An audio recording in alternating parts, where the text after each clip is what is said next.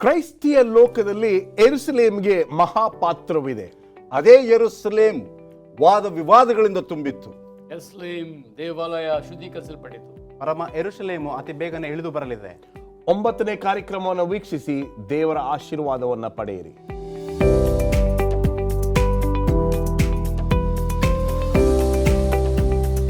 ದೇವರ ಮಕ್ಕಳಿಗೆ ನಮಸ್ಕಾರಗಳು. ಸಬ್ಬತ್ ಶಾಲೆ ಕಾರ್ಯಕ್ರಮಕ್ಕೆ ನಿಮಗೆ ಸುಸ್ವಾಗತ. ಈ ತ್ರೈಮಾಸಿಕದಲ್ಲಿ ಮಾರ್ಕನ ಸುವಾರ್ತೆಯ ಬಗ್ಗೆ ನಾವು ಅದ್ಭುತವಾಗಿರ್ತಕ್ಕಂಥ ಪಾಠಗಳನ್ನು ಕಲಿತಾ ಇದ್ದೀವಿ.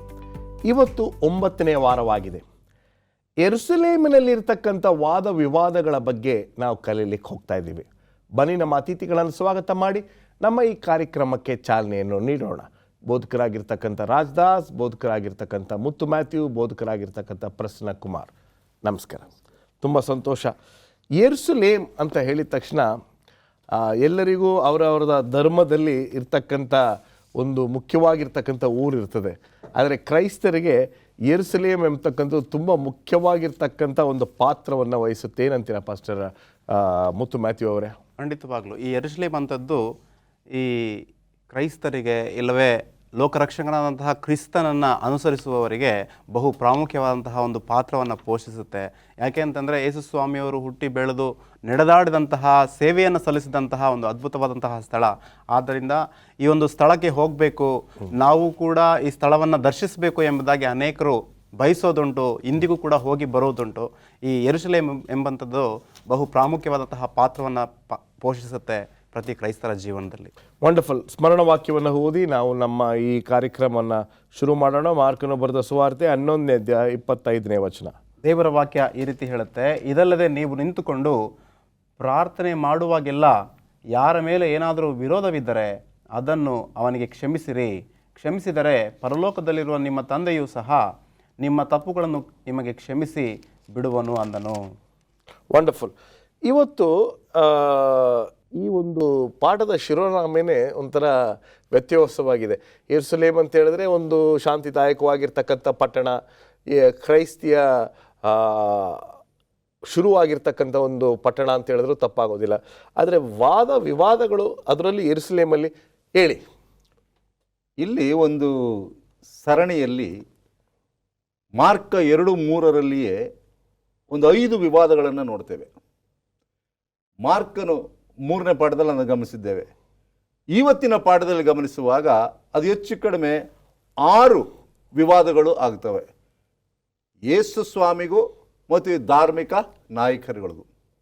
ಯೇಸು ಸ್ವಾಮಿ ಏನೇ ಮಾಡಿದ್ರೂ ಸಹ ವಿವಾದಗಳನ್ನು ಸೃಷ್ಟಿ ಮಾಡ್ತಕ್ಕಂಥದ್ದೇ ಈ ಧಾರ್ಮಿಕ ಗುರುಗಳ ಒಂದು ಚಾಳಿಯಾಗಿತ್ತು. ಹಾಗಿರುವಲ್ಲಿ ಇವತ್ತು ನಾವು ಪಾಠ ಕಲಿಯುವಾಗ ಯೇಸು ಕ್ರಿಸ್ತನು ಮಾಡಿರ್ತಕ್ಕಂಥ ಕೆಲವು ಅದ್ಭುತ ಕಾರ್ಯಗಳು, ಓಕೆ, ಹೇಳಿರ್ತಕ್ಕಂಥ ಸಾಮ್ಯಗಳು, ಓಕೆ, ಪ್ರತಿಯೊಂದರಲ್ಲೂ ಸಹ ವಾದವನ್ನ ಹುಡುಕ್ತಾ ಇದ್ರು. ಎಸ್. ಯೇಸು ಕ್ರಿಸ್ತನು ಕೊಡ್ತಕ್ಕಂಥ ಸಲಹೆಗಳನ್ನು ಅವರು ಸರಿಯಾದ ರೀತಿಯಲ್ಲಿ ತೆಗೆದುಕೊಳ್ತಾ ಇರಲಿಲ್ಲ. ಹಾಗಿರುವಲ್ಲಿ ಈ ಧಾರ್ಮಿಕ ಗುರುಗಳು ಏನು ಮಾಡ್ತಾ ಇದ್ರು ಅಂದರೆ, ಅವರು ಸಮಸ್ಯೆಗಳನ್ನು ಸೃಷ್ಟಿ ಮಾಡಲಿಕ್ಕೆ ಬರ್ತಾ ಇದ್ರು, ಭಂಗಗೊಳಿಸ್ಲಿಕ್ಕೆ ಬರ್ತಾ ಇದ್ರು ಯೇಸು ಸ್ವಾಮಿಯನ್ನ. ಹಾಗೂ ಹೇಗಾದರೂ ಮಾಡಿ ನಮ್ಮ ಪ್ರಶ್ನೆಗಳಿಂದ, ವಾದಗಳಿಂದ ಯೇಸು ಸ್ವಾಮಿಯನ್ನು ಸೋಲಿಸಬೇಕು ಅಂತ ಇದ್ರು. ಆದರೆ ಯಾವುದೇ ರೀತಿಯಲ್ಲಿ ಅವರು ಯೇಸು ಸ್ವಾಮಿಯನ್ನು ಸೋಲಿಸಲಿಕ್ಕೆ ಸಾಧ್ಯವಾಗಿರಲಿಲ್ಲ. ಯಾಕೆಂದರೆ ಇವತ್ತಿನ ಪಾಠದಲ್ಲಿ ನಾವು ನೋಡ್ತೇವೆ, ಇದು ಆ ಪಸ್ಕ ಹಬ್ಬದ ದಿನ.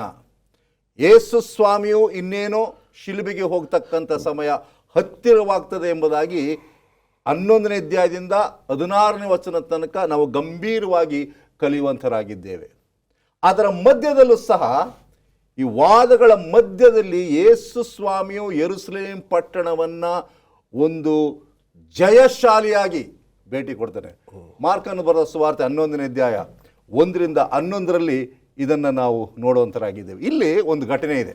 ಈ ಒಂದು ಘಟನೆ, ನೀವು ಹೇಳಿರ್ತಕ್ಕಂಥ ಈ ಒಂದು ಘಟನೆ ಎಲ್ಲರ ಮನೆಗಳಲ್ಲೂ, ಈ ಹಳೆಯ ಕ್ರೈಸ್ತರು ಅಂತ ಹೇಳ್ತಾರಲ್ಲ, ಅವ್ರ ಮನೆಗಳಲ್ಲಿ ಯೇಸು ಸ್ವಾಮಿಯು ಒಂದು ಪ್ರಾಣಿಯ ಮೇಲೆ ಕೂತ್ಕೊಂಡು ಬರ್ತಕ್ಕಂಥದ್ದು, ಮಕ್ಕಳೆಲ್ಲ ಬೆಡ್ಶೀಟನ್ನು ಹಾಕ್ತಕ್ಕಂಥದ್ದು, ಹೋಸನ್ನ ಹೋಸನ್ನ ಅಂತ ಹಾಡ್ತಕ್ಕಂಥದ್ದು, ಅದನ್ನು ಒಂದು ಚಿತ್ರದ ರೂಪದಲ್ಲಿ ನಾನು ಬಹಳಷ್ಟು ಮನೆಗಳಲ್ಲಿ ನೋಡಿರ್ತೀನಿ. ನೀವು ನೋಡಿದ್ದೀರಾ ಫಸ್ಟ್ ರಾಜದಾಸ್?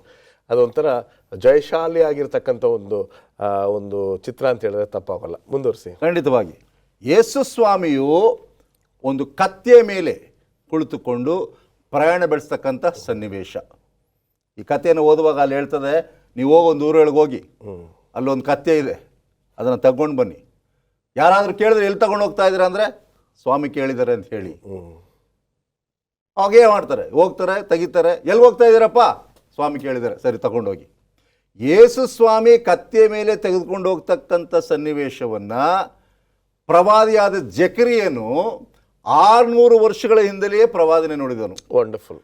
ಜಕರಿಯ 9ನೇ ಅಧ್ಯಾಯ 9 ಮತ್ತು 10ನೇ ವಚನವನ್ನು ನಾವು ಗಮನಿಸುವಾಗ, ಚಿಯೋನ್ ನಗರಿಯೇ ಬಹು ಸಂತೋಷ ಪಡು, ಯೆರೂಸಲೇಮ್ ಪುರಿಯ ಹರ್ಷಧ್ವನಿಗೆ ನೋಡು, ನಿನ್ನ ಅರಸು ನಿನ್ನ ಬಳಿಗೆ ಬರುತ್ತಾನೆ, ಅವನು ನ್ಯಾಯವಂತನು, ಸುರಕ್ಷಿತನು, ಶಾಂತ ಗುಣವುಳ್ಳವನಾಗಿಯೂ ಕತ್ತೆಯನ್ನು, ಹೌದು ಪ್ರಾಯದ ಕತ್ತೆ ಮರಿಯನ್ನು ಹತ್ತಿದವನಾಗಿ ಬರುತ್ತಾನೆ.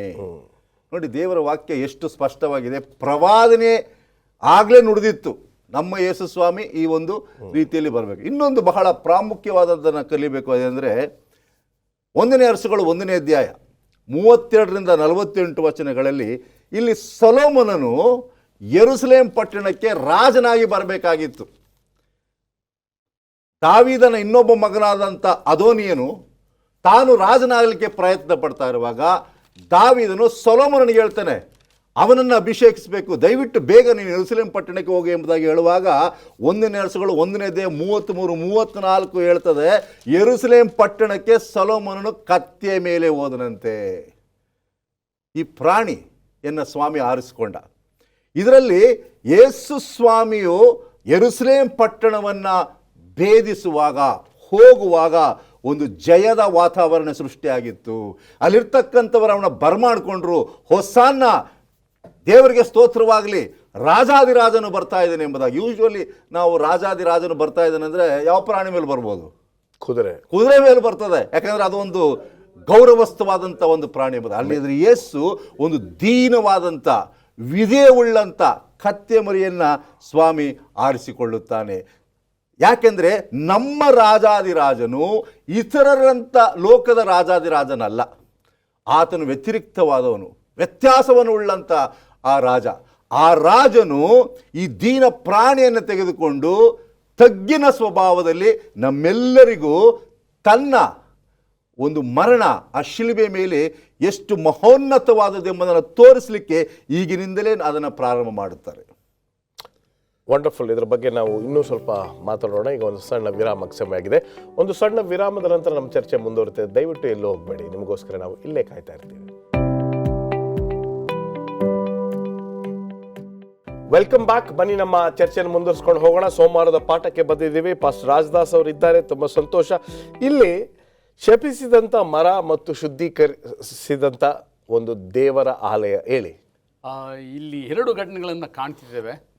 ಮೊದಲನೇ ಘಟನೆಯಲ್ಲಿ ಯೇಸು ಸ್ವಾಮಿ ಬೆಥನ್ಯದಿಂದ ಯೆರೂಸಲೇಮ್ ಪಟ್ಟಣಕ್ಕೆ ಹೋಗ್ತಾ ಇದ್ದಾನೆ. ಹೋಗುವ ಹಾದಿಯಲ್ಲಿ ಆತನು ಹಸ್ದಿದ್ದಂತೆ. ಹಸ್ದಿರುವಾಗ ಸಹಜವಾಗಿ ಏನಾದರೂ ಬಯಸ್ತೇವೆ. ಸೊ ಸ್ವಾಮಿ ಆ ಅಂಜೂರದ ಮರದ ಹಡಿಗೆ ಬಂದು ಹಣ್ಣು ಸಿಗುತ್ತೆ ಅಂತ ನೋಡ್ದ, ಅಲ್ಲಿ ಹಣ್ಣೇ ಇರಲಿಲ್ವಂತೆ. ಆ ಪ್ರಯುಕ್ತವಾಗಿ ತಕ್ಷಣ ಸ್ವಾಮಿ, ಇನ್ನೆಂದೂ ನಿನ್ನಲ್ಲಿ ಹಣ್ಣೇ ಸಿಗದೇ ಇರಲಿ ಅಂಥೇಳಿ ಶಪಿಸ್ನಂತೆ. ಎಲ್ಲ ತಿಳ್ಕೊಂಡು ಸಹಜವಾಗಿ ಏನು ಸಿಗ್ತಾರೆ ಸುಮ್ಮನೆ ಶಪಿಸ್ತಾರೆ, ಅದು ಶಪಿಸ್ತಾರೆ ಏನು ಆಗಲ್ಲ ಅಂತ ತಿಳ್ಕೊಂಡಿದ್ರು. ಅವರು ಮತ್ತೆ ಅಲ್ಲಿಂದ ಮುಂದೆ ಬಂದು ಯೆರೂಸಲೇಮ್ ಪಟ್ಟಣದ ದೇವಾಲಯಕ್ಕೆ ಬಂದಾಗ ಆ ಸ್ವಾಮಿ ಯೆರೂಸಲೇಮ್ ಪಟ್ಟಣದಲ್ಲಿ ದೇವಾಲಯದಲ್ಲಿ ಆದಂಥ ದೃಶ್ಯ ನೋಡಿ ಭಾಳ ದುಃಖ ಪಡ್ತಾನೆ.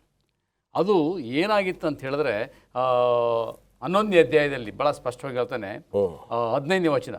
ಯೆರೂಸಲೇಮಿಗೆ ಬಂದಾಗ ಯೇಸು ದೇವಾಲಯಕ್ಕೆ ಹೋಗಿ ಅದರಲ್ಲಿ ಮಾರುವವರನ್ನು ಕೊಳ್ಳುವವರನ್ನು ಕಂಡನಂತೆ.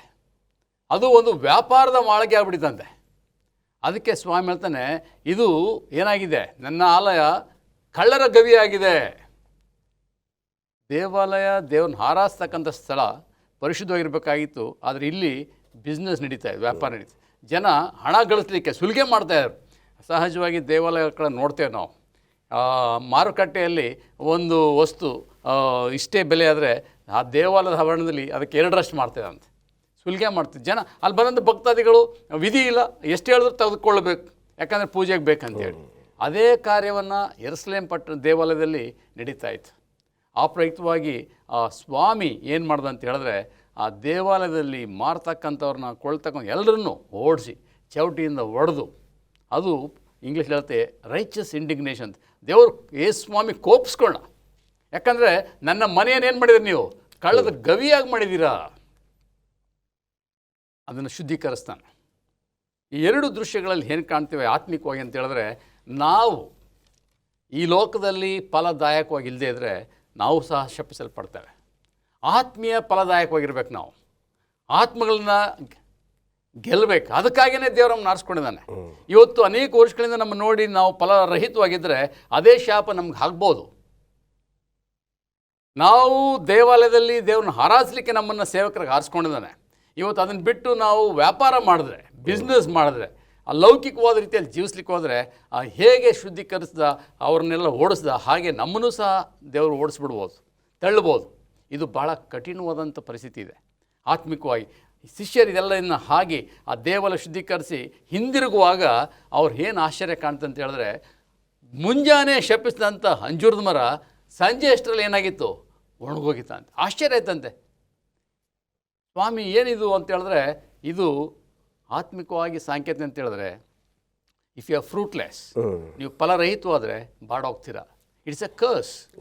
ಇವತ್ತು ನೀವು ಈ 2 ದೃಶ್ಯಗಳೇನು ಕಾಣಬೇಕಂದ್ರೆ, ಆತ್ಮಿಕವಾಗಿ ನಾವು ಫಲಭರಿತವಾಗಿರ್ಬೇಕು. ಸ್ವಾಮಿ ಯಾವಾಗ ಫಲವನ್ನು ಬಯಸ್ತಾನೆ ನಮಗೆ ಗೊತ್ತಿಲ್ಲ, ಯಾವಾಗಲಾದ್ರು ಬಯಸ್ಬೋದು. But we should be always fruitful. We cannot remain fruitless. 2ನೇದಾಗಿ ನಾವು ದೇವಾಲಯ, ಯಾವುದು ದೇವಾಲಯ? ನಮ್ಮ ದೇಹವೇ ದೇವರ ದೇವಾಲಯ. Your body is the temple of God ಅಂತ ಹೇಳ್ತಾನೆ. ಈ ದೇವಾಲಯ ಯಾವಾಗಲೂ ಶುದ್ಧೀಕರಿಸಲ್ಪಟ್ಟಿರಬೇಕು. ಇದು ಯಹಲೋಕದ ವ್ಯವಹಾರದಿಂದ ತುಂಬಿರಬಾರ್ದು. ಇದು ಆತ್ಮಿಕವಾಗಿ ನಾವು ಇದನ್ನು ಶುದ್ಧೀಕರಿಸ್ಕೊಂಡು ದೇವರಿಗೆ ಮಹಿಮೆ ತರ್ತಕ್ಕಂಥ ಆಲಯವಾಗಿ ಇಟ್ಕೊಂಡ್ರೆ ದೇವರದನ್ನು ಆಶೀರ್ವಾದ ಮಾಡ್ತಾನೆ, ಅಲ್ಲಿ ವಾಸಿಸ್ತಾನೆ. ಈ ಒಂದು ಅಂಜೂರದ ಮರದ ಬಗ್ಗೆ ಬಹಳಷ್ಟು ವಾದ ವಿವಾದಗಳಿವೆ. ಕೆಲವರು ಹೇಳ್ತಾರೆ ಅದು ಆಫ್ ಸೀಸನ್ ಆಗಿತ್ತು ಅಲ್ಲಿ ಅಂಜೂರ ಮರ. ಬಟ್ ನಮಗೆ ಬೇಕಾಗಿರ್ತಕ್ಕಂಥದ್ದು ಆ ಒಂದು ದೃಷ್ಟಾಂತದ ಮೂಲಕ ಬರುವಂಥ ಸಂದೇಶ ಅಲ್ವೇ ಪಾಸ್ಟರ್? ಖಂಡಿತವಾಗಿಯೂ ಪ್ರತಿಯೊಂದು ಕಥೆಯಲ್ಲಿಯೂ, ದೃಷ್ಟಾಂತದಲ್ಲಿಯೂ, ಉದಾಹರಣೆಗಳಲ್ಲಿಯೂ ಸ್ವಾಮಿ ಒಂದು ಆತ್ಮಿಕ ಪಾಠವನ್ನು ಕೊಡ್ತಾ ಇದ್ದಾರೆ. ವಾಸ್ತವಿಕವಾಗಿ ಅದು ಸೀಸನ್ ಇತ್ತೋ ಇಲ್ವೋ 2ನೇ ಪ್ರಶ್ನೆ. ಬಟ್ ಆತ್ಮಿಕವಾಗಿ ನೀವು ಎಲ್ಲ ಕಾಲದಲ್ಲೂ ಫಲಭರಿತವಾಗಿರಬೇಕೆಂಬತಕ್ಕಂಥ ಸತ್ಯವನ್ನು ಸ್ವಾಮಿ ತಿಳಿಸ್ತಾ ಇದ್ದಾರೆ. Okay, wonderful. ಮುಂದುವರ್ಸೋಣ. ಇಲ್ಲಿ ನೀವು ಇದನ್ನು ಮಾಡಬಹುದು ಎಂದು ಯಾರು ನಿಮಗೆ ಹೇಳಿದ್ರು ಎಂಬತಕ್ಕಂಥ ವಿಷಯವನ್ನು ನೀವು ಈ ಭಾಗದಲ್ಲಿ ನಮಗೆ ವಿವರಿಸಿ. ಈ ಯೇಸು ಸ್ವಾಮಿಯವರು ಏನೇ ಮಾಡಿದರೂ ಸಹ ಅದನ್ನು ವಿವಾದ ಮಾಡಲಿಕ್ಕೆ, ಮರುಪ್ರಶ್ನೆ ಕೇಳಲಿಕ್ಕೆ ಅನೇಕರು ಎದುರು ನೋಡ್ತಾ ಇದ್ದರು. ಈ ಸಂದರ್ಭದಲ್ಲಿ ಯಾಜಕರು ಮತ್ತು ಶಾಸ್ತ್ರಿಗಳು ಒಟ್ಟುಗೂಡಿ ಕ್ರಿಸ್ತನನ್ನು ಯಾವುದಾದ್ರೂ ರೀತಿ ನಾವು ಮಾತಿನಲ್ಲಿ ತಪ್ಪು ಹಿಡಿಯಬೇಕು ಎಂಬುದಾಗಿ ತಿಳಿದು ಮುಂದೆ ಬಂದು ಯೇಸು ಸ್ವಾಮಿಯನ್ನು ಪ್ರಶ್ನೆ ಕೇಳ್ತಾರೆ. ಮಾರ್ಕನ ಸುವಾರ್ತೆ 11ನೇ ಅಧ್ಯಾಯ 27ರಿಂದ 33 ವಚನಗಳಲ್ಲಿ ನಾವು ಕಾಣ್ತೇವೆ. ನೀನು ಯಾವ ಅಧಿಕಾರದಿಂದ ಇದನ್ನೆಲ್ಲವನ್ನೂ ಕೂಡ ಮಾಡ್ತಿದ್ಯಾ ಎಂಬುದಾಗಿ ಹೇಳುವಾಗ ಯೇಸು ಸ್ವಾಮಿ ಅವರು ಮರು ಪ್ರಶ್ನೆ ಕೇಳ್ತಾರೆ. ನಾನು ನಿಮ್ಮ ಪ್ರಶ್ನೆಗೆ ಉತ್ತರ ಕೊಡ್ತೇನೆ, ಆದರೆ ನಾನು ಕೇಳುವಂತಹ ಪ್ರಶ್ನೆಗೆ ಮೊಟ್ಟ ಮೊದಲನೇದಾಗಿ ನೀವೆಲ್ಲರೂ ಕೂಡ ಉತ್ತರ ಕೊಡಬೇಕು ಎಂಬುದಾಗಿ ಹೇಳುವಾಗ, ಸರಿ ಪ್ರಶ್ನೆಯನ್ನು ಕೇಳಿ ಎಂಬುದಾಗಿ ಹೇಳುವಾಗ, ಸ್ನಾನಿಕನಾದಂತಹ ಯೋಹಾನನು ಯಾವ ಅಧಿಕಾರದಿಂದ ದೀಕ್ಷಾ ಸ್ನಾನವನ್ನು ಕೊಡ್ತಿದ್ದ? ಪರಲೋಕದಿಂದ ಬಂದದ್ದೋ ಇಲ್ಲವ ಮಾನವನಿಂದ ಬಂದದ್ದೋ ಎಂಬುದಾಗಿ ಕೇಳುವಾಗ ಅವರೆಲ್ಲರೂ ಕೂಡ ಇಮಿಡಿಯೇಟಾಗಿ ಒಂದು ಕಮಿಟಿ ಕರೆದು ಮಾತನಾಡ್ಕೊತಾರೆ. ಏನಂತ ಹೇಳೋಣ? ದೇವರಿಂದ ಬಂದದ್ದು ಎಂಬುದಾಗಿ ಹೇಳಿದ್ರೆ ನೀನು ಯಾಕೆ ನಂಬಲಿಲ್ಲ ಅಂತ ಹೇಳಿ ಕೇಳ್ತಾರೆ. ಇಲ್ಲ ಮನುಷ್ಯರಿಂದ ಬಂದಿದೆ ಎಂಬುದಾಗಿ ಹೇಳೋದಾದರೆ ಅಲ್ಲೇ ಸ್ನಾನಿಕನಾದಂತಹ ಯೋಹಾನನ ಒಂದು ಅಭಿಮಾನಿಗಳ ಬಳಗ ಇತ್ತು. ಖಂಡಿತವಾಗ್ಲೂ ಇವ್ರನ್ನ ಸಾಯಿಸ್ತಿದ್ರು. ಹಾಗಾಗಿ ಇವರೆಲ್ಲರೂ ಕೂಡ ಭಯಪಟ್ಟು ಕ್ರಿಸ್ತನಿಗೆ ನಮ್ಗೆ ಗೊತ್ತಿಲ್ಲ ಎಂಬುದಾಗಿ ಹೇಳ್ತಾರೆ. ಹಾಗಾದರೆ ನಾನು ಕೂಡ ನಿಮ್ಮ ಪ್ರಶ್ನೆಗೆ ಏನು ಮಾಡೋದಿಲ್ಲ, ಉತ್ತರ ಕೊಡೋದಿಲ್ಲ ಎಂಬುದಾಗಿ ಯೇಸು ಸ್ವಾಮಿ ಅವರನ್ನು ಕಳಿಸ್ಬಿಡ್ತಾರೆ. ಇದಾದ ನಂತರ ಮಾರ್ಕನ ಸುವಾರ್ತೆ 12ನೇ ಅಧ್ಯಾಯ 1ರಿಂದ 12 ವಚನಗಳಲ್ಲಿ ನಾವು ನೋಡ್ತೇವೆ. ಯೇಸು ಸ್ವಾಮಿಯವರು ಒಂದು ಉಪಮಾನವನ್ನು ಹೇಳ್ತಾರೆ. ಏನು ಆ ಉಪಮಾನ ಎಂಬುದಾಗಿ ಹೇಳುವಾಗ, ಒಬ್ಬ ವ್ಯವಸಾಯ ಮಾಡುವಂತಹ ವ್ಯಕ್ತಿ ಒಂದು ಒಳ್ಳೆಯ ದ್ರಾಕ್ಷ ತೋಟವನ್ನು ಹಾಕ್ತಾನೆ, ಕಳೆಯನ್ನೆಲ್ಲವನ್ನು ಕೂಡ ತೆಗೆಸ್ತಾನೆ, ಒಳ್ಳೆಯ ನೀರು ಗೊಬ್ಬರ ಎಲ್ಲವನ್ನೂ ಕೂಡ ಹಾಕಿ ಆತನೇನು ಮಾಡ್ತಾನಪ್ಪ ಅಂತಂದರೆ ಒಕ್ಕಲಿಗರಿಗೆ ಕೊಟ್ಟು ಆತನು ಏನು ಮಾಡ್ತಾನಪ್ಪ ಅಂದರೆ ದೂರ ದೇಶಕ್ಕೆ ಹೋಗ್ಬಿಡ್ತಾನೆ. ಬೇರೊಂದು ಪ್ರಾಂತಕ್ಕೆ ಹೋಗುವಾಗ ಫಲ ಕೊಡುವಂತಹ ಸಮಯ ಬಂದಾಗ ತನ್ನ ಪಾಲನ್ನು ಕೇಳಲು ಸೇವಕರನ್ನು ಕಳಿಸ್ತಾನೆ. ಹೋಗಿ ನನಗೆ ಬರುವಂತಹ ಫಲವನ್ನು ನೀವು ತೆಗೆದುಕೊಂಡು ಬನ್ನಿ, ನನ್ನ ಪಾಲನ್ನು ತೆಗೆದುಕೊಂಡು ಬನ್ನಿ ಎಂಬುದಾಗಿ ಕೇಳುವಾಗ ಎಲ್ಲರನ್ನೂ ಕೂಡ ತುಂಬ ಜನರನ್ನು ಕಳಿಸ್ತಾನೆ. ಅವರೆಲ್ಲರನ್ನೂ ಕೂಡ ಹಿಡಿತಾರೆ, ಹೊಡಿತಾರೆ, ಬಡಿತಾರೆ, ಕೆಲವರನ್ನು ಸಾಯಿಸ್ತಾರೆ. ಆದರೆ ತನ್ನ ಮಗನನ್ನು ಕೂಡ ಒಮ್ಮೆ ಏನು ಮಾಡ್ತಾನಪ್ಪ ಅಂತಂದರೆ ಕಳಿಸ್ತಾನೆ. ಹೋಗು, ನೀನಾದರೂ ಹೋಗಿ ಫಲವನ್ನು ತೆಗೆದುಕೊಂಡು ಬಾ ಎಂಬುದಾಗಿ ಹೇಳುವಾಗ ಆ ವ್ಯಕ್ತಿ ಹೋಗ್ತಾನೆ. ಫಲವನ್ನು ಕೇಳುವಾಗ ಆ ವ್ಯಕ್ತಿಯನ್ನು ಹಿಡಿದು ಕೊಲ್ತಾರೆ. ಈ ಸಂಗತಿ ಯೇಸು ಸ್ವಾಮಿಯವರ ಕುರಿತಾಗೆ ಹೇಳ್ತಿದ್ದಾರೆ ಎಂಬುದಾಗಿ ಅವರೆಲ್ಲರೂ ಕೂಡ ಅರಿತಾರೆ. ಆದರೆ ಯಾರೊಬ್ಬರೂ ಕೂಡ ಕ್ರಿಸ್ತನನ್ನು ಹಿಂಬಾಲಿಸೋದಿಲ್ಲ.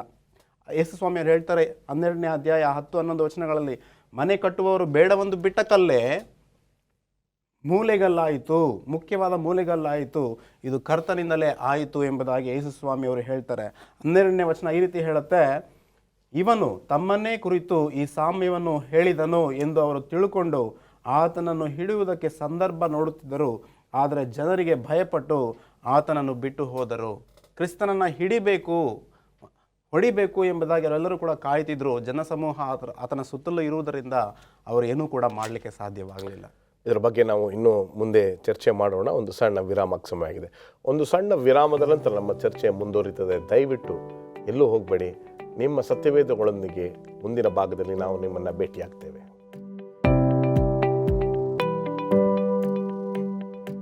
Welcome back. ಈ ಬುಧವಾರದ ಪಾಠದಲ್ಲಿ ಈ ಇಹಿಲೋಕದ ಕರ್ತವ್ಯಗಳ ಬಗ್ಗೆ ಮತ್ತು ಪರಲೋಕದಿಂದ ಬರುವಂಥ ಆಶೀರ್ವಾದಗಳ ಬಗ್ಗೆ ನಾವು ಕಲೀಲಿಕ್ಕೆ ಹೋಗ್ತಾ ಇದ್ದೀವಿ. ಫಸ್ಟ್ ರಾಜದಾಸ್ ಹೇಳಿ. ಈ ಬುಧವಾರದ ಪಾಠದಲ್ಲಿ 2 ಪ್ರಾಮುಖ್ಯವಾದ ಅಂಶವನ್ನು ಈಗಾಗಲೇ ನಾವು ಶಿರೋನಾಮ ನೋಡಿದಾಗೆ ವಿವಾದಗಳನ್ನು ಕಾಣ್ತಿದ್ದೇವೆ.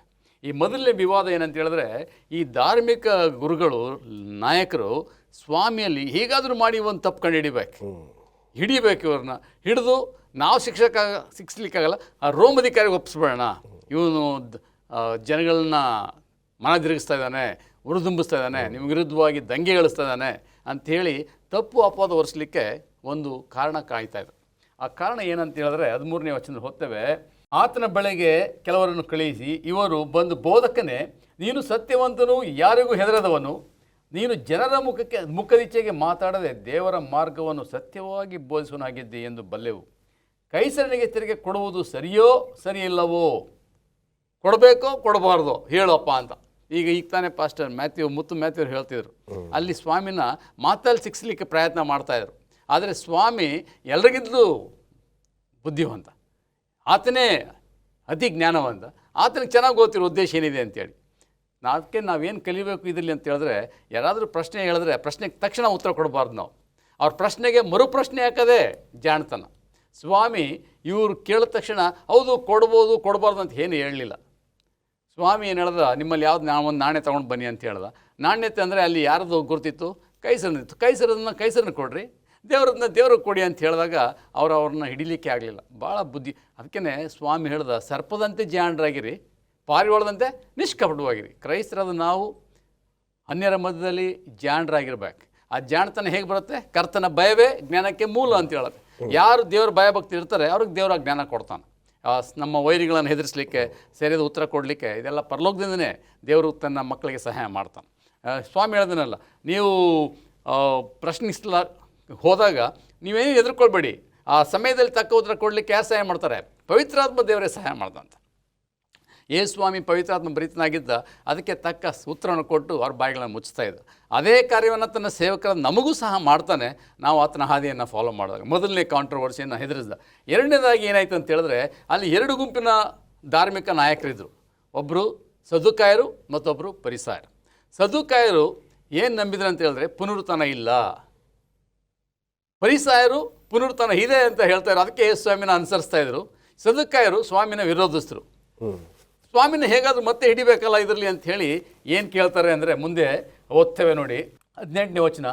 ತರುವಾಯ ಸದುಕಾಯರು ಆತನ ಬಳಿಗೆ ಬಂದರು, ಇವರು ಪುನರುತ್ಥಾನವಿಲ್ಲ ಅನ್ನುವರು. ಇವರು ಆತನಿಗೆ ಪ್ರಶ್ನೆ ಮಾಡಿದ್ದೆ ಅಂದರೆ, ಬೋಧಕನೇ, ಅಣ್ಣನಾದವನು ಮಕ್ಕಳಿಲ್ಲದೆ ಹೆಂಡತಿಯನ್ನು ಬಿಟ್ಟು ಸತ್ತರೆ ಆಕೆಯನ್ನು ಅವನ ತಮ್ಮನು ಮದುವೆ ಮಾಡಿಕೊಂಡು ತನ್ನ ಅಣ್ಣನಿಗೆ ಸಂತಾನವನ್ನು ಪಡೆಯಬೇಕೆಂದು ಮೋಶೆಯು ನಮಗೆ ಬರೆದಿಟ್ಟಿದ್ದಾನಷ್ಟೇ. 7 ಮಂದಿ ಅಣ್ಣ ತಮ್ಮಂದಿರಿದ್ದರು. ಮೊದಲನೆಯವನು ಹೆಂಡತಿಯನ್ನು ಮಾಡಿಕೊಂಡು ಸಂತಾನವಿಲ್ಲದೆ ಸತ್ತನು. ಎರಡನೆಯವನು ಆಕೆಯನ್ನು ಮದುವೆ ಮಾಡಿಕೊಂಡನು, ಸಂತಾನವಿಲ್ಲದೆ ಸತ್ತನು. ಅದರಂತೆ ಮೂರನೆಯವನು ಇದೇ ಪ್ರಕಾರ 7 ಮಂದಿಯೂ ಸಂತಾನವಿಲ್ಲದೆ ಹೋದರು. ಕಡೆಯಲ್ಲಿ ಆ ಸ್ತ್ರೀ ಸತ್ತಳು. ಪುನರುತ್ಥಾನದಲ್ಲಿ ಆಕೆ ಯಾರೇ ಹೆಂಡತಿಯಾಗಿರುವಳು ಅಂತ ಪ್ರಶ್ನೆ ಮಾಡ್ತಾರೆ. ಯಾಕಾದರೂ ಮಾಡಿ ಹಿಡಿಬೇಕು, ಯಾಕಂದರೆ ಪುನರುತ್ಥಾನ ಇದೆ ಅಂತೀರಲ್ಲ. ಪುನರುತ್ಥಾನ ಆದರೆ ಈ ಹೆಣ್ಮಗಳು ಯಾರು ಹೆಂಡತಿ ಆಗ್ತಾಳೆ? 7 ಮಂದಿ ಮದುವೆ ಮಾಡ್ಕೊಂಡ್ರಲ್ಲ ಅಂತ ಪ್ರಶ್ನೆ ಮಾಡ್ತಾರೆ. ಸ್ವಾಮಿ ಏನು ಹೇಳ್ತಾನೆ ಅಂದರೆ ಭಾಳ ಬುದ್ಧಿವಂತಿಕೆಯಿಂದ, ಕಡೆಯಲ್ಲಿ ಆ ಸ್ತ್ರೀಯ ಪುನರುತ್ಥಾನದಲ್ಲಿ ಆಕೆ ಯಾರ ಹೆಂಡತಿ ಆಗುವಳು ಅಂತ ಪ್ರಶ್ನೆ ಮಾಡಿ ಆಕೆಯನ್ನು 7 ಮಂದಿಯು ಮದುವೆ ಮಾಡಿಕೊಂಡಿದ್ದಾರಲ್ಲ ಅಂದರು. ಯೇಸು ಅವರಿಗೆ, ನೀವು ಶಾಸ್ತ್ರವನ್ನಾದರೂ ದೇವರ ಶಕ್ತಿಯನ್ನಾದರೂ ತಿಳಿದಿರುವುದರಿಂದಲೇ ತಪ್ಪುವರಾಗಿದ್ದಿರಲ್ಲವೇ? ಸತ್ತವರು ಬದುಕಿ ಎದ್ದ ಮೇಲೆ ಮದುವೆ ಮಾಡಿಕೊಳ್ಳುವುದಿಲ್ಲ, ಮಾಡಿಕೊಡುವುದೂ ಇಲ್ಲ. ಪರಲೋಕದಲ್ಲಿರುವ ದೇವದೂತರಂತೆ ಇರುತ್ತಾರೆ. ಆದರೆ ಸತ್ತವರು ಬದುಕಿ ಹೇಳುತ್ತಾರೆಂಬುದು ವಿಷಯದಲ್ಲಿ ಹೇಳಬೇಕಾದರೆ, ನಾನು ಅಬ್ರಾಮನ ದೇವರು, ಈಸಾಕನ ದೇವರು, ಯಾಕೋಬನ ದೇವರು. ಅಬ್ರಾಮ್, ಈಸಾಕ್, ಯಾಕೋಬರು ಇರಲಿಲ್ಲ, ಸತ್ತಿದ್ದಾರೆ. ಆದರೆ ಅವ್ರ ದೇವರು ನಾನು ಅಂತ ಹೇಳಿದ್ರೆ ನಾನು ಅವ್ರನ್ನೂ ಸಹ ಬದುಕಿಸ್ತೇನೆ. ಸ್ವಾಮಿ ಸತ್ತು ಪುನರುತ್ಥಾನ ಆದ ಹಾಗೆ ಕ್ರಿಸ್ತನ್ ಸತ್ತವರು ಸಹ ಏನಾಗ್ತಾರೆ? ಎದ್ದು ಬರ್ತಾರೆ. ಆದರೆ ಪುನರುತ್ಥಾನ ಆದಾಗ ಅಲ್ಲಿ ವಿವಾಹ ಇರಲ್ಲ, ಮದುವೆ ಇರಲ್ಲ, ಅಲ್ಲಿ ಮಕ್ಕಳು ಆಗ್ತಕ್ಕಂಥ ಇದಿಲ್ಲ. ಆದರೆ ಮತ್ತೊಂದು ಧರ್ಮದಲ್ಲಿ ಮೊನ್ನೆ ಯಾರೋ ಚರ್ಚೆ ಮಾಡ್ತಾಯಿದ್ರು, ಇಸ್ಲಾಮಿಕ್ ಧರ್ಮದಲ್ಲಿ ಅವ್ರು ಭಾಳ ಸ್ಪಷ್ಟವಾಗಿ ಹೇಳ್ತಾರೆ, ನಾವೆಲ್ಲ ಪರಲೋಕ ಹೋಗ್ತೇವೆ, ಪರಲೋಕದಲ್ಲಿ ನಾವು ಏನು ಮಾಡ್ತಿರ್ತೀವಿ ಅಂತ ಹೇಳಿದ್ರೆ ಸಂಗಮ ಮಾಡ್ತಿರ್ತೀವಿ ಜೀವಿತವೆಲ್ಲ. ಇದು ದೇವರ ವಾಕ್ಯಕ್ಕೆ ವಿರುದ್ಧವಾಗಿ ಇದೆ. ಆದರೆ ದೇವ್ರ ವಾಕ್ಯ ಹೇಳುತ್ತೆ ಪರಲೋಕದಲ್ಲಿ ಯಾವುದೇ ಥರದಂಥ ವಿವಾಹಗಳಿರಲ್ಲ, ಈಗಿರ್ತಕ್ಕಂಥ ಸಂಬಂಧ ಅಲ್ಲಿರಲ್ಲ. ನಾವೆಲ್ಲ ದೇವದೂತರಂತ ಇರ್ತೀವಂತೆ. ಸತ್ಯ ಹೇಗಿದೆ ನೋಡಿ, ಅಸತ್ಯ ಹೇಗಿದೆ. ಸತ್ಯ ಅಸತ್ಯವನ್ನು ಮಿಶ್ರ ಮಾಡಿ ಜನಗಳು ಇವತ್ತು ದೇವರಿಗೆ ವಿರುದ್ಧವಾಗಿ ಪಾಪ ಮಾಡ್ತಾ ಇದ್ದಾರೆ. ವಂಡರ್ಫುಲ್. ಗುರುವಾರದ ಪಾಠಕ್ಕೆ ನಾವು ಬರುವುದಾದರೆ, ಆಜ್ಞೆಗಳಲ್ಲಿ ಅತಿ ಶ್ರೇಷ್ಠವಾಗಿರ್ತಕ್ಕಂಥ ಆಜ್ಞೆ ಯಾವುದು? ಇಲ್ಲಿ ಯೇಸುಸ್ವಾಮಿಯನ್ನು ತರ್ಕಕ್ಕೊಳಪಡಿಸಲು ಒಬ್ಬ ಶಾಸ್ತ್ರಿ ಯೇಸುಸ್ವಾಮಿಯ ಬಳಿಗೆ ಬರ್ತಾನೆ. ಯೇಸುಸ್ವಾಮಿಯ ಬಳಿಗೆ ಬಂದು ಈ ರೀತಿ ಪ್ರಶ್ನೆ ಮಾಡುವಂಥವನಾಗಿದ್ದಾನೆ. 28ನೇ ವಾಕ್ಯವನ್ನು ನಾನು ಓದ್ತಿದ್ದೇನೆ. ಮಾರ್ಕನ ಸುವಾರ್ತೆ 12ನೇ ಅಧ್ಯಾಯ 28ನೇ ವಾಕ್ಯ. ಶಾಸ್ತ್ರಿಗಳಲ್ಲಿ ಒಬ್ಬನು ಅವರ ತರ್ಕವನ್ನು ಕೇಳಿ ಯೇಸು ಅವರಿಗೆ ಒಳ್ಳೆಯ ಉತ್ತರ ಕೊಟ್ಟನೆಂದು ತಿಳಿದು ಹತ್ತಿರಕ್ಕೆ ಬಂದು ಎಲ್ಲ ಆಜ್ಞೆಗಳಲ್ಲಿ ಮೊದಲನೆಯದು ಯಾವುದು ಎಂದು ಆತನನ್ನು ಕೇಳಿದ್ದಕ್ಕೆ ಯೇಸು ಹೀಗಂತಾನೆ. ಏನಪ್ಪ ಅಂತಂದರೆ, ಒಬ್ಬ ಶಾಸ್ತ್ರಿ ಬಂದು ಯೇಸು ಸ್ವಾಮಿಯ ಬಳಿಯಲ್ಲಿ ಕೇಳ್ತಾನೆ, ಯಾವುದಪ್ಪ ಒಳ್ಳೆಯ ಆಜ್ಞೆ, ಯಾವುದು ಶ್ರೇಷ್ಠವಾದಂತಹ ಆಜ್ಞೆ ಎಂಬುದಾಗಿ ಹೇಳುವಾಗ ಯೇಸು ಸ್ವಾಮಿಯವರು ಆ 10 ಆಜ್ಞೆಗಳನ್ನು 2 ಭಾಗವಾಗಿ ವಿಂಗಡಿಸಿ, ಮೊಟ್ಟ ಮೊದಲನೆಯದು ದೇವರನ್ನು ಪ್ರೀತಿಸಬೇಕು. ದೇವರ ವಾಕ್ಯ ಈ ರೀತಿ ಹೇಳುತ್ತೆ, 30ನೇ ವಾಕ್ಯ, ನಿನ್ನ ದೇವರಾದ ಕರ್ತನನ್ನು ಪೂರ್ಣ ಹೃದಯದಿಂದಲೂ, ಪೂರ್ಣ ಪ್ರಾಣದಿಂದಲೂ, ಪೂರ್ಣ ಬುದ್ಧಿಯಿಂದಲೂ, ಪೂರ್ಣ ಶಕ್ತಿಯಿಂದಲೂ ಪ್ರೀತಿಸಬೇಕು, ಇದೇ ಮೊದಲನೆಯದು ಎಂಬುದಾಗಿ ಹೇಳ್ತಾನೆ. ಈ ಆಜ್ಞೆ ದೇವರು ಮೋಶೆಗೆ ಕೊಟ್ಟಂತಹ 10 ಆಜ್ಞೆಗಳಲ್ಲಿ ಮೊಟ್ಟ ಮೊದಲನೆಯ 4 ಆಜ್ಞೆಗಳನ್ನು ಸೂಚಿಸುತ್ತೆ. ಈ ಆಜ್ಞೆಯನ್ನು ಅದನ್ನು ತೋರ್ಪಡಿಸ್ತಾನೆ. ಇದೇ ಮಾತು ನಾವು ನೋಡುವುದಾದರೆ ಧರ್ಮೋಪದೇಶ ಕಾಂಡ 6ನೇ ಅಧ್ಯಾಯ 4-5 ವಾಕ್ಯಗಳಲ್ಲಿ ಮೋಶೆ ನುಡಿತಾನೆ ಮೊಟ್ಟ ಮೊದಲನೇದಾಗಿ. ಸೊ ಅದೇ ಮಾತನ್ನು ಇಲ್ಲಿ ಯೇಸು ಸ್ವಾಮಿಯವರು ಈ ಒಬ್ಬ ಶಾಸ್ತ್ರಿಗೆ ವಿವರಿಸುತ್ತಿರೋದನ್ನು ನಾವು ಕಾಣಬಹುದಾಗಿದೆ. ಇದು ಮೊಟ್ಟ ಮೊದಲನೆಯ ಆಜ್ಞೆ. ದೇವರನ್ನು ಬಿಟ್ಟು ಬೇರೆ ಯಾವುದನ್ನು ಕೂಡ ಅತಿ ಹೆಚ್ಚಾಗಿ ನಾವು ಪ್ರೀತಿಸಬಾರದು. ದೇವರನ್ನು ಮಾತ್ರ ಪೂರ್ಣ ಬಲದಿಂದ, ಪೂರ್ಣ ಶಕ್ತಿಯಿಂದ, ಪೂರ್ಣ ಬುದ್ಧಿಯಿಂದ ನಾವು ಪ್ರೀತಿಸಬೇಕು ಎಂಬುದೇ ಮೊಟ್ಟ ಮೊದಲನೆಯ ಶ್ರೇಷ್ಠವಾದಂತಹ ಆಜ್ಞೆ. ಎರಡನೆಯ ಆಜ್ಞೆಯನ್ನು ಯೇಸು ಸ್ವಾಮಿಯವರು ವಿವರಿಸ್ತಾ ಈ ರೀತಿ ಹೇಳ್ತಾರೆ ನೋಡಿ. ನಾನು 31ನೆಯ ವಾಕ್ಯವನ್ನು ಓದ್ತಾ ಇದ್ದೇನೆ. ನಿನ್ನ ನೆರೆಯವನನ್ನು ನಿನ್ನಂತೆಯೇ ಪ್ರೀತಿಸಬೇಕು ಎಂಬುದು 2ನೇ ಆಜ್ಞೆ, ಇವುಗಳಿಗಿಂತ ಹೆಚ್ಚಿನ ಆಜ್ಞೆ ಮತ್ತೊಂದಿಲ್ಲ ಎಂದು ಉತ್ತರ ಕೊಟ್ಟನು. ಯೇಸು ಸ್ವಾಮಿಯವರು ಹೇಳ್ತಿರುವಂತಹ 2ನೇ ಆಜ್ಞೆ ಏನಪ್ಪ ಅಂತಂದರೆ, ಮೋಶೆಗೆ ದೇವರು ಕೊಟ್ಟಂತಹ 10 ಆಜ್ಞೆಗಳಲ್ಲಿ ಕೊನೆಯ 6 ಆಜ್ಞೆಗಳನ್ನು ಅದು ಸೂಚಿಸುತ್ತೆ. ಈ 6 ಆಜ್ಞೆಗಳನ್ನು ದೇವರು ಒಂದೇ ಆಜ್ಞೆಯನ್ನಾಗಿ ಮಾಡಿ ಹೇಳ್ತಿದ್ದಾನೆ, ನಿನ್ನ ನೆರೆಹೊರೆಯರನ್ನು ನಿನ್ನಂತೆಯೇ ಪ್ರೀತಿ ಮಾಡಬೇಕು ಎಂಬುದಾಗಿ ಯೇಸು ಸ್ವಾಮಿಯವರು ಹೇಳ್ತಿದ್ದಾರೆ. ಇದು 2ನೆಯ ಶ್ರೇಷ್ಠವಾದಂತಹ ಆಜ್ಞೆ. ಸೊ ದೇವರು ಕೊಟ್ಟಂತಹ 10 ಆಜ್ಞೆಗಳನ್ನು 2 ಆಜ್ಞೆಗಳನ್ನಾಗಿ ಯೇಸು ಸ್ವಾಮಿಯವರು ಇಲ್ಲಿ ತೋರ್ಪಡಿಸ್ತಾ ಇದ್ದಾರೆ. ಈ 2ನೇ ಆಜ್ಞೆ ನಾವು ನೋಡೋದಾದರೆ ಯಾಜಕ ಕಾಂಡ 19ನೇ ಅಧ್ಯಾಯ 18ನೇ ವಾಕ್ಯದಲ್ಲಿ ನಾವು ಕಾಣಬಹುದಾಗಿದೆ. ವಂಡರ್ಫುಲ್. ಇನ್ನೂ ಇದರ ಬಗ್ಗೆ ಚರ್ಚೆ ಮಾಡಬಹುದು, ಆದರೆ ಸಮಯಬದ್ಧರಾಗಿದ್ದೇವೆ. ದೇವರು ನಿಮ್ಮೂವರನ್ನು ಆಶೀರ್ವದಿಸಲಿ. ನಮಸ್ಕಾರ.